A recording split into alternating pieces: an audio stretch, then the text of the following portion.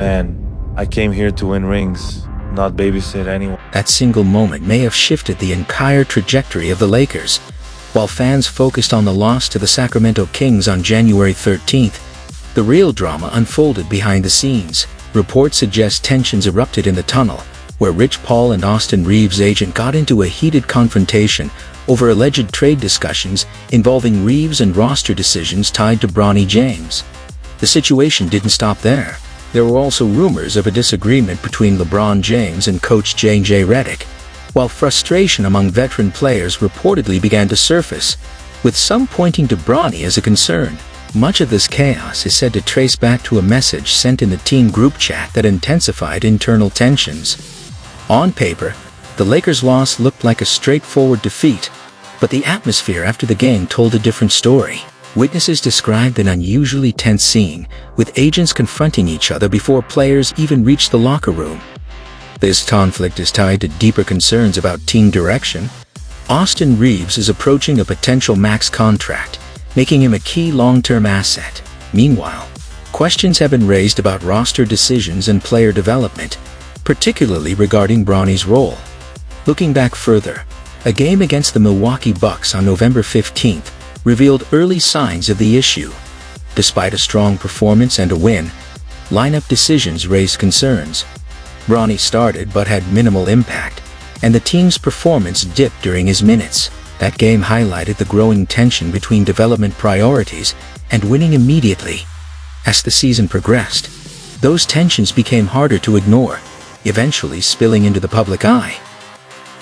Man, I came here to win rings, not babysit anyone. That single comment reportedly created serious tension within the locker room. Although LeBron James was sidelined with sciatica that night, reports suggest he still confronted coach J.J. Redick over what he saw as a breakdown in internal understanding. What began as a disagreement quickly escalated into a larger divide, with narratives forming around different sides within the organization. Observers believe this marked a shift in influence and control behind the scenes. In response, Rich Paul appeared to take a more assertive approach. Rather than making any direct or obvious moves involving Bronny James, discussions instead shifted toward roster construction. During a podcast appearance on January 13th, the same night as the loss to the Kings, Paul spoke about Austin Reeves in terms of team assets rather than long-term fit. He suggested that if the Lakers wanted to improve defensively around Luka, they might need to consider moving Reeves in exchange for a stronger defensive presence, such as Jaren Jackson Jr. The comments added fuel to an already tense situation and intensified speculation about the team's direction. If I was the Lakers, I would probably be targeting the Memphis Grizzlies as a trade partner for Jaren Jackson. Yeah, that'd be a great fit. I would. For whom? One scenario, right? Or you could say, let me withhold that, but this comes with Austin Reeves. This comes with a very unemotional attachment. The situation was framed by some as a calculated power move. The implication was clear: if Luka didn't align with the team's direction, key relationships around him could be affected. Most notably, his connection with Austin Reeves.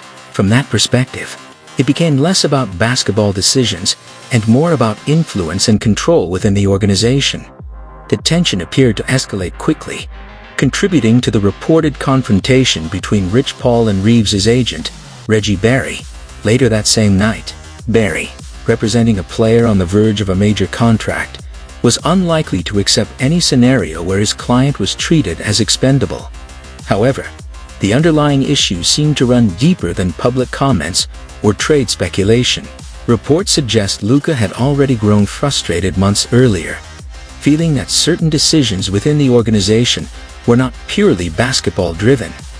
That frustration is often linked to a reported team group chat incident, where a message later leaked raised questions about how internal communication and decision-making were being handled. For some, it reinforced the perception that personal dynamics were influencing team operations. To fully understand the situation, many point back to February 1, 2025, the day the Luka-Anthony Davis trade became official. While the move itself reshaped the roster, The way players reportedly learned about it added another layer of tension. According to accounts from a Hollywood ending by Yaron Weitzman, the organization intended to inform players directly. Instead, news broke publicly first, and it was quickly shared within the team's group chat. For a player like Anthony Davis, who had played a central role in the team's success, learning about such a major move in that way reportedly left a lasting impact. I can't believe this, man. They just traded me to the worst franchise in NBA. LeBron James reportedly reacted with a brief, "What the heck" message, but the situation went beyond simple surprise. The trade meant losing Anthony Davis, his longtime teammate and defensive anchor, while bringing in Luka Doncic, a younger superstar who would inevitably share the spotlight. For years, LeBron had been the central figure of the franchise, but Luka's arrival introduced a new dynamic. At just 25, Luka was already producing at an elite level, leading the league in scoring and delivering historic performances. Despite that, the Lakers were hovering around a .500 record, raising questions about roster balance and overall team fit. Some observers pointed to lineup combinations as a concern, noting that certain rotations struggled to maintain efficiency. Others highlighted the contrast in player development paths. Luka built his career early, competing professionally in Europe at a young age, which shaped a mindset focused on performance and merit. That difference in perspective has fueled ongoing debates about team direction, expectations, and how best to build a winning roster around elite talent. They're going to move on, and I think that's the right thing to do. At some point, you got to turn the team over to Luka and Austin. And that's the only way you can start, because you can't be paying him $50 million a year to be the third best player on the team. That statement reportedly struck a nerve, especially considering LeBron James has rarely been anything other than the primary option throughout his career, whether in Miami or Cleveland. With Luka Doncic now emerging as the team's focal point, the dynamic appears to have shifted, creating new layers of tension. Some observers suggest that rotation decisions, including minutes allocated to Bronny James, have become part of a broader power struggle over influence within the team. From this perspective, the situation extends beyond basketball strategy and into questions of leadership and control. However, many believe the roots of this tension go back years. There have been moments such as a reported interaction in late 2025 that fueled speculation about a deeper divide between LeBron and Luka. Looking even further back, discussions about brand building and legacy may have also played a role. Around 2020, LeBron explored the idea of expanding his influence with Nike, envisioning a larger platform similar to what Michael Jordan built. Luka, seen as one of the brightest young stars, was often mentioned in conversations about the future of the league. While much of this remains speculative, it highlights how overlapping ambitions, generational transitions, and leadership roles can create friction even among elite players. I wanted Luka to be the first signee of Team LeBron when he was going through his situation.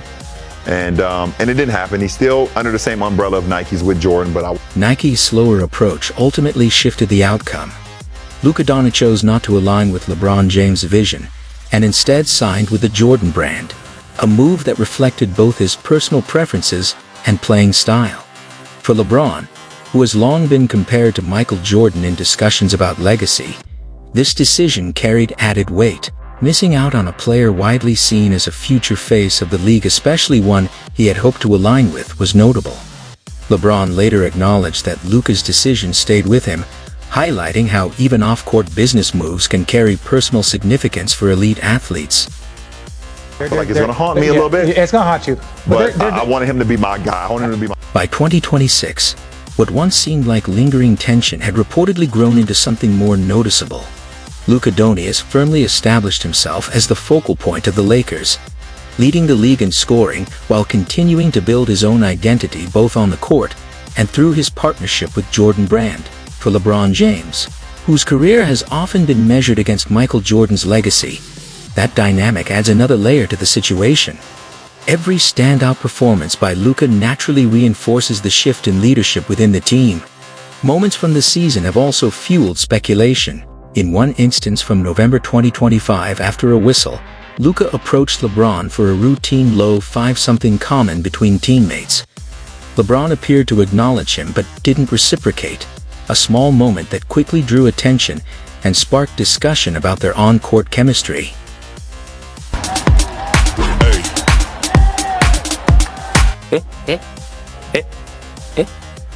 That moment wasn't seen by everyone as just a missed handshake. It was interpreted by some as a reflection of deeper, long-standing tension.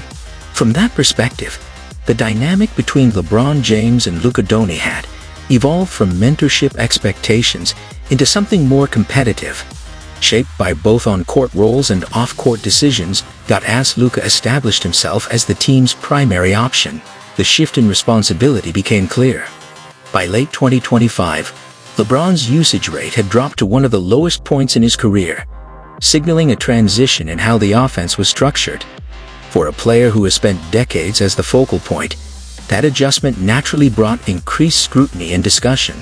Public comments and media appearances added to the narrative. In interviews, LeBron spoke about adapting his role and contributing in different ways, which some interpreted as highlighting the challenges of that transition. At the same time, analysts and fans debated team performance, particularly on defense, where consistency remained an issue.